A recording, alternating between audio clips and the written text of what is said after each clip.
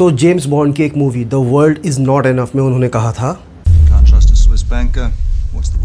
कि अगर आप एक स्विस बैंकर पर भरोसा नहीं कर सकते तो पता नहीं इस दुनिया का क्या होगा। तो ऐसी बहुत सी मूवीज़ आई हैं जिनमें स्विस बैंकर्स पर बंदूक गन पॉइंट तक रख दिया गया, लेकिन उन्होंने कोई भी डिटेल्स शेयर नहीं करी।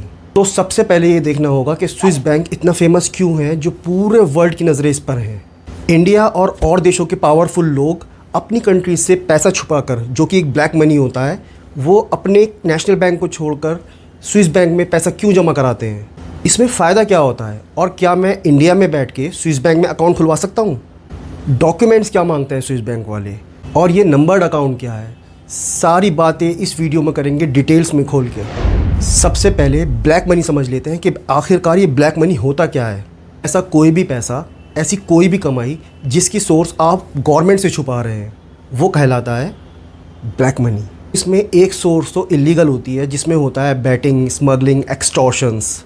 अब आती है दूसरी एक्टिविटी जो कि लीगल है, जैसे कोई दुकानदार सामान बेच रहा है कैश में, और वो बिका हुआ जो माल है उसका जो पैसा आता है, कैश फ्लो जो होता है, वो कैश उठा के सीधा रख देता है अपने घर के अंदर, और उस पर वो कुछ भी टैक्स गवर्नमेंट को नहीं देता। एक आइडल इकोनॉमी में कंट्री की गवर्नमेंट के पास सारी डिटेल्स होनी चाहिए कि उनकी कंट्री में कितनी ट्रांजैक्शन हो रही हैं, चाहे वो कैश वाली हो चाहे वो कैशलेस हो।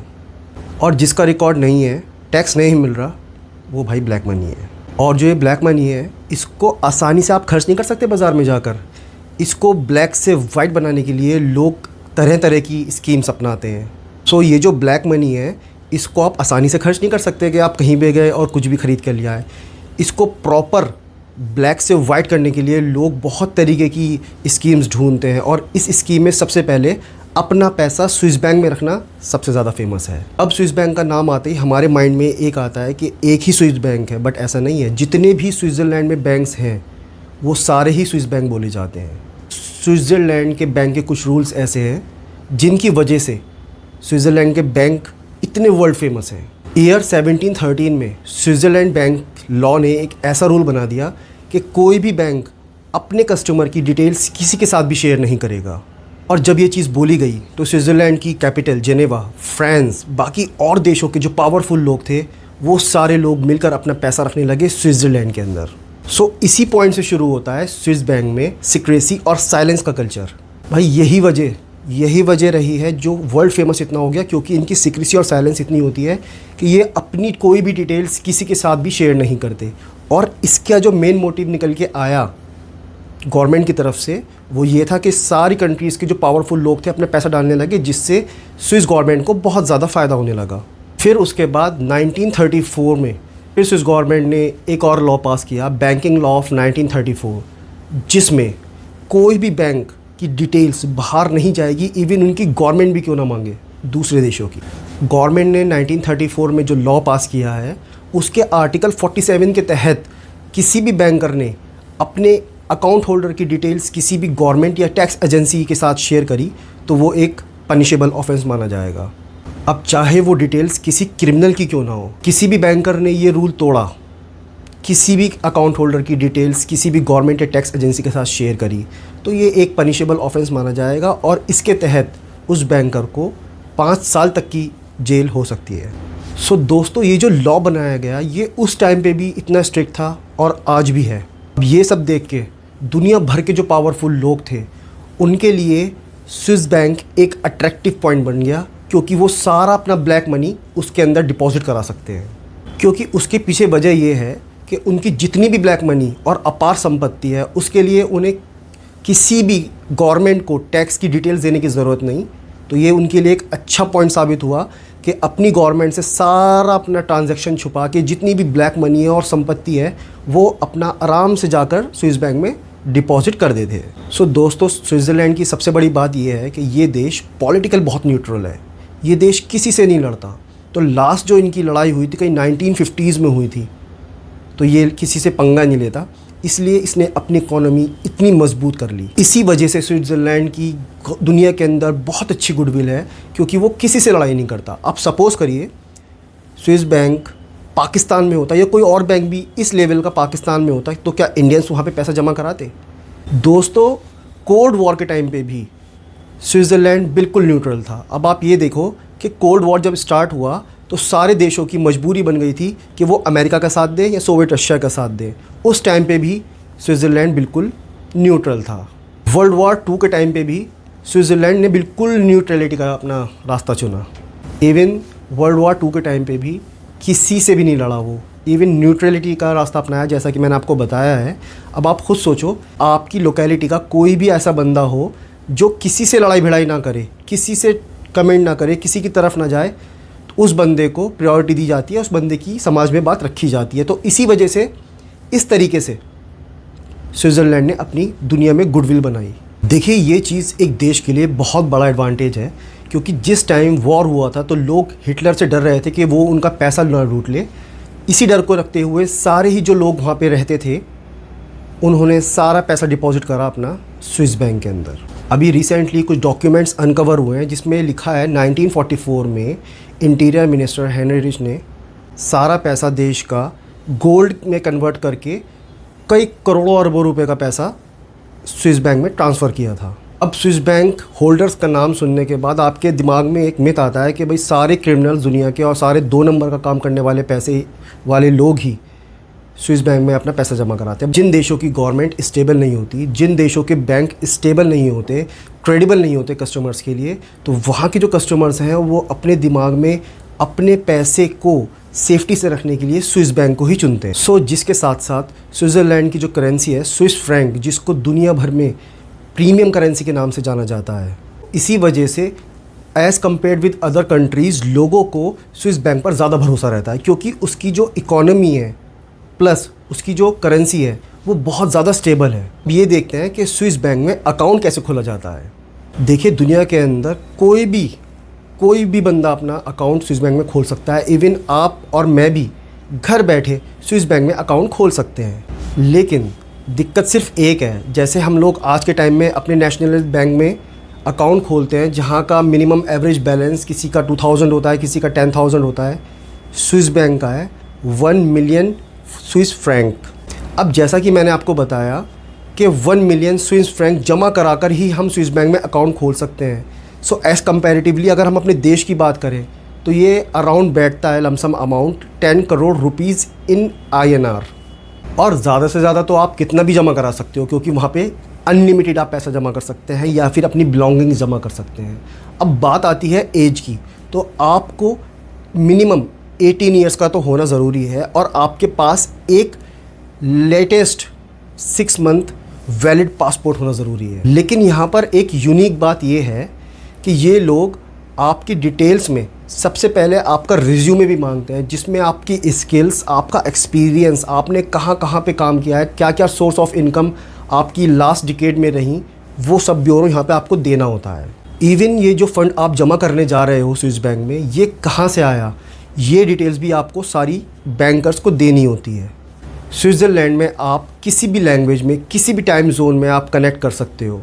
इवन जो इंटरनेशनल कस्टमर्स हैं उनके लिए 24/7 सर्विस दी जाती है। देखिए, अगर हम बात करते हैं पहले की, तो स्विस बैंक में अकाउंट खुलवाना बहुत ईजी था, लेकिन अब time to time other governments ने डिटेल्स मांगने के लिए स्विस बैंक पे और स्विस गवर्नमेंट पे इतना प्रेशर बनाया कि अब थोड़ा सा टिपिकल हो गया है स्विस बैंक में अकाउंट खुलवाना। अब एक इम्पॉर्टेंट बात ये कि पैंडमिक यानी कोरोना वायरस के बाद जो कलेक्शन स्विस बैंक के अंदर आने लगा है वो लास्ट डिकेड से भी ज़्यादा हो गया है। अभी रिसेंटली यूक्रेन और रशिया में जो वॉर हुआ है उसके बाद भी यूक्रेन के लोग प्लस रशिया के लोग अपना पैसा स्विस बैंक में रखने का एम बना चुके हैं और रख रहे हैं, और बहुत ज़्यादा कलेक्शन वहाँ से उठाया जा रहा है। इसी वजह से स्विस बैंक की डिमांड काफ़ी बढ़ गई है। जैसे ही डिजिटल इंफ्रास्ट्रक्चर आना शुरू हुआ तो स्विस बैंक ने भी अपने आप को उसमें इन्वॉल्व किया और अपने कस्टमर्स के लिए मोबाइल पेमेंट एप्लीकेशन लॉन्च करी। जैसे ही स्विट्ज़रलैंड बैंक्स ने यानी कि स्विस बैंक्स ने मोबाइल पेमेंट एप्लीकेशन अपनाया तो 48% जो इनका कलेक्शन हुआ वो ई बैंकिंग के थ्रू हुआ। अब बात करते हैं नंबर 1 होने की, तो इंडिया इसमें नंबर 1 माना जाता है, क्योंकि अगर हम लास्ट 5 ईयर्स की बात करें तो दुनिया में सबसे ज़्यादा ट्रांजैक्शंस इंडिया में हुई हैं ऑनलाइन। दोस्तों, अगर सिर्फ बात करें लास्ट 2022 की, तो इंडिया के अंदर 70 बिलियन ट्रांजैक्शंस हुई हैं ऑनलाइन, जो कि दुनिया में सबसे बड़ा एक अचीवमेंट इंडिया की इकोनॉमी में माना गया है।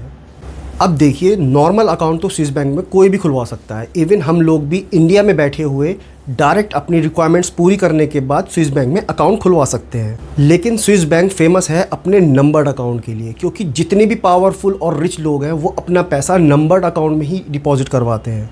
सो ये नंबर अकाउंट खोलना इतना आसान नहीं है जितना एक नॉर्मल अकाउंट है, क्योंकि इसको नंबर्ड अकाउंट इसलिए बनाया गया है क्योंकि इसके अंदर आपकी सारी डिटेल सीक्रेट रखी गई हैं। और इवन जो अकाउंट होल्डर है, चाहे वो किसी भी कंट्री से बिलोंग करता हो, एक बार उसको फिज़िकली स्विट्ज़रलैंड जाके स्विस बैंक में अपनी अपीयरेंस देनी होती है। दुनिया की कितनी भी पावरफुल गवर्नमेंट हो, अगर उस गवर्नमेंट का स्विस बैंक के साथ टैक्स एक्सचेंज करने का कोई एग्रीमेंट नहीं हुआ तो वो स्विस गवर्नमेंट से कोई भी टैक्स डिटेल अपने बंदे के लिए नहीं ले सकती। अब नंबर्ड अकाउंट में इतनी ज़्यादा प्राइवेसी होती है कि बैंक के कुछ एम्प्लॉयज़ को छोड़कर किसी को भी पता नहीं होता कि इन नंबर्ड अकाउंट में क्या एक्टिविटीज़ हो रही हैं। अगर बात करें इंडिया में किसी को भी पैसा ट्रांसफ़र करने की, तो उसकी कुछ ही डिटेल्स आपको चाहिए, जैसे कि उसका नाम, उसका IFSC कोड, उसका बैंक नेम और उसका अकाउंट नंबर। बट अगर हम बात करें स्विस बैंक की, तो स्विस बैंक में आपको सिर्फ वो नंबर्ड अकाउंट का नंबर चाहिए और आपका काम एफिशिएंटली हो जाएगा। सो आपकी प्राइवेसी को ध्यान में रखने के लिए कुछ ही ऐसे बैंक हैं जहां पर ये डिटेल्स शेयर होती हैं, बाकी इन डिटेल्स को कोई छू तक नहीं सकता। अब नंबर्ड अकाउंट कोई इतना इजी अकाउंट नहीं है कि कोई भी खोल लेगा, क्योंकि इसके अंदर सारी transactions, money laundering and all these things, सारी चीज़ें चेक होती हैं कि आपने किस तरीके से पैसा कमाया और वहाँ पे जमा करवाया।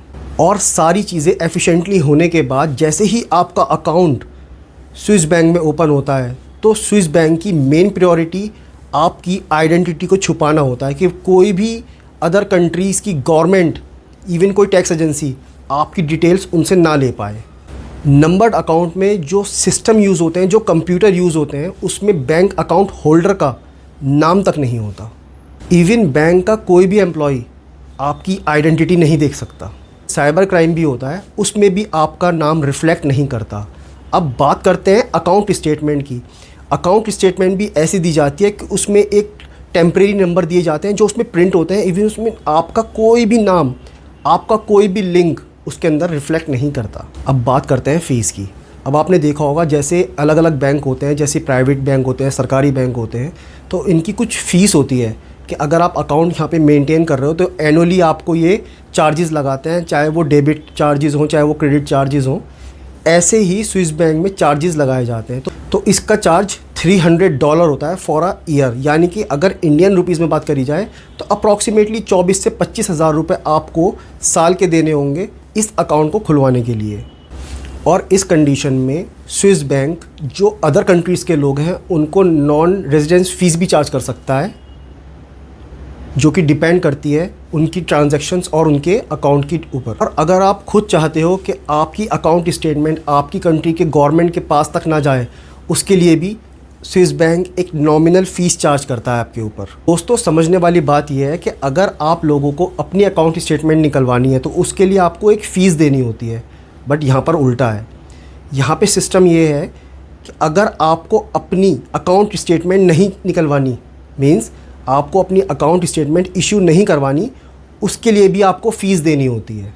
कुछ साल पहले ट्रांजैक्शन बहुत इजी हुआ करती थी, क्या आप अपने नंबर्ड अकाउंट को किसी को शेयर करके वायरलेसली ट्रांसफ़र कर लिया कर सकते थे, लेकिन अब ये थोड़ी सी सख्त कर दी गई हैं। लेकिन दोस्तों, अब ऐसा नहीं होता। अब आप अगर इंटरनेशनली यानी स्विट्ज़रलैंड के बाहर से अपने स्विस बैंक में अमाउंट जमा करा रहे हैं, तो स्विस बैंक को आपका जो लोकल बैंक है यानी आपकी कंट्री का जो बैंक है उसके साथ आपकी शेयर्स डिटेल करनी ज़रूरी हो गई हैं। नंबर अकाउंट खुलने के बाद आप लोगों को चेकबुक तक नहीं दी जाती, क्योंकि इससे नंबर्ड अकाउंट का पूरा पर्पस ख़राब हो जाएगा। आपके अकाउंट में जो भी ट्रांजैक्शंस होंगी वो पूरी ट्रेल पकड़ी जा सकती है। इसी वजह से स्विस बैंक चेक्स ना दे के ट्रैवलर चेक्स देता है। और ये जो ट्रैवलर चेक है ये स्विस बैंक खुद इशू करता है उस बंदे के नाम जिसका नंबर्ड अकाउंट वहाँ पे रिफ्लेक्ट कर रहा हो। ये जो ट्रैवलर चेक होता है इसमें पहले से ही आपकी सारी डिटेल्स मेंशन होती हैं, इवन आपका अमाउंट भी होता है। आपने कई बार न्यूज़ में सुना होगा कि इस सेलिब्रिटी या इस बंदे के पास स्विस बैंक का ट्रैवलर चेक पकड़ा गया। लेकिन दोस्तों, इस ट्रैवल चेक के लिए भी स्विस बैंक आपके ऊपर 1% कमीशन चार्ज करता है।